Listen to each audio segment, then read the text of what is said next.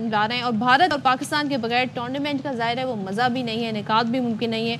और भारत की ज़िद से इंटरनेशनल क्रिकेट काउंसिल को भारी नुकसान भी हो सकता है। तो चलें जी, बात कर लेते हैं तमाम तर जो खबरें हैं इससे जुड़ी। फिर T20 सीरीज़ भी हमारी होने जा रही है। हमारे साथ मौजूद हैं test cricketer Yasir Hamid. Thank you so much Yasir join करने के लिए। पहले तो ये बताइएगा, वनडे हमने सीरीज़ जीत ली है और अल्हम्दुलिल्लाह अब T20 सीरीज़ का आगाज़ होने जा रहा है। ज़ाहिर कंडीशन सबके सामने है और जो हमारी इस वक्त पोजीशन है वो भी सामने है। कितनी उम्मीद रखी जाए पाकिस्तानी टीम से? देखिए बिल्कुल पाकिस्तान बहुत अच्छा खेले। एक देखें, एक होती है इंडिविजुअल फॉर्म होती है टीम की, तो अब पाकिस्तान टीम फॉर्म में आई है। ठीक है, तो जिस तरह इंडिविजुअल की फॉर्म होती है ना, इसी तरह टीम की भी फॉर्म होती है, मोमेंटम होता है। बिल्कुल, इससे पहले हमने देखा जी, बिल्कुल। तो वो मोमेंटम जो है वो बना है अच्छी स्ट्रेटेजी प्लानिंग से बना है, रिजवान की अच्छी कप्तानी। अगर आप पहला वनडे देखें तो चाहे हम वो मैच हारे हैं, लेकिन बड़ी अच्छी बॉलिंग की है, स्पॉट ऑन बॉलिंग की है। देखिए, एक बॉलिंग होती है लाइन लेंथ की, एक होती है spot on bowling. Spot on bowling वो होती है जहां से बैट्समैन को उस बॉल को खेलना पड़ता है और या तो उसको ब्लॉक करना पड़ता है, या उस पे रन बनाने जाना पड़ता है, और या फिर उस पे आउट होता है। अगर आप देखें हारिस को देखें तो हारिस ने 13 आउट किए, और वो स्पॉट ऑन बॉलिंग, यानी कि जिसको कहते हैं कि मैं हार्ड लेंथ पे बॉलिंग करता हूं ताकि बच ना पाए बैट्समैन। अच्छा, एक चीज बताइएगा यासिर, एक और चीज मैं जानना चाह रहा था बेसिकली कि ये जो आपने कहा है मोमेंटम बनता है टीम से, यानी कि प्लेयर्स आपस में एक साथ जेल इन करते हैं। और पाकिस्तानी कौम को यकीन कीजिए कि इससे फर्क नहीं पड़ता, कि इससे भी फर्क पड़ता है कि हम जीत रहे हो, लेकिन फाइट हमें नजर आनी चाहिए कि हमारी टीम लड़ रही है, वो हमें नजर आया। अब ये 6 प्लेयर्स नए शामिल होंगे T20 स्क्वाड में जो कि वहां पर उतरेंगे, तो इनको जेल इन होने में वक्त लगेगा। मोमेंटम पे इससे कोई फर्क तो नहीं पड़ सकता आपकी नजर में? नहीं, डेफिनेटली पड़ेगा तो सही। अब देखते हैं कि ये इस प्रेशर को किस तरह फेस करते हैं, किस तरह इसको इस पे किस तरह रिएक्ट करते हैं। लेकिन चांसेस यही है कि फॉर्म की मैंने बात की, देखिए टेस्ट सीरीज हम जीत के गए थे ऑस्ट्रेलिया, तो हमारा कॉन्फिडेंस लेवल भी अच्छा था, बिलीव भी अच्छा था।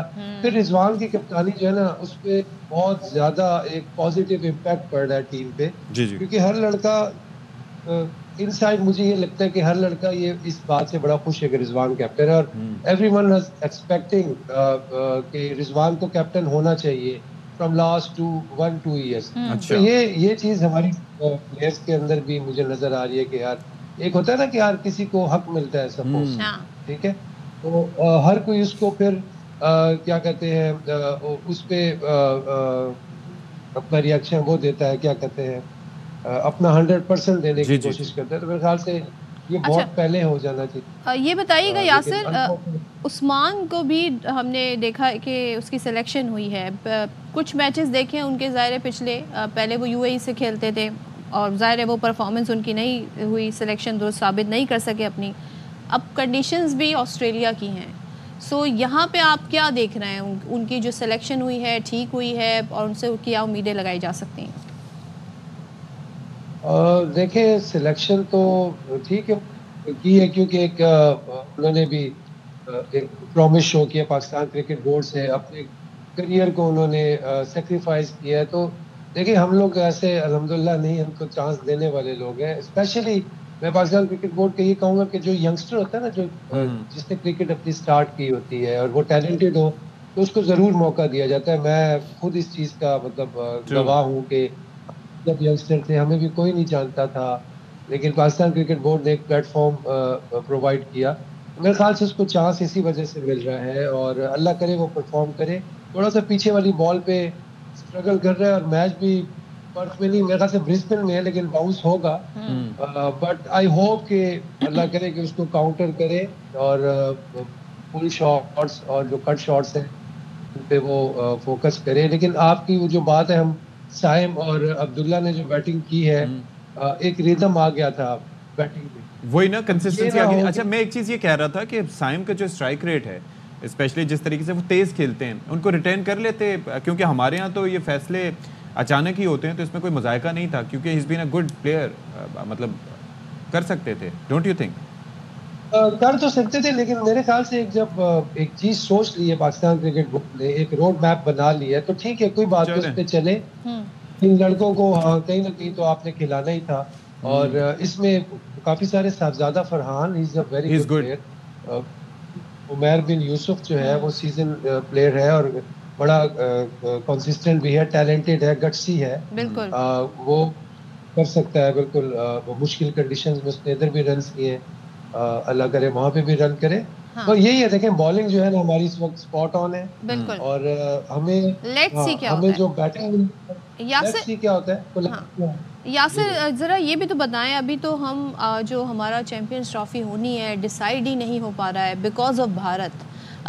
क्या इसका हल निकाला जा सकता है? आपको क्या लगता है एज क्रिकेटर? अब माइनस इंडिया ऑप्शन है क्या हमारे पास? दूसरे ये कि या फिर हमें अल्टीमेटली हाइब्रिड सिस्टम की तरफ जाना पड़ेगा?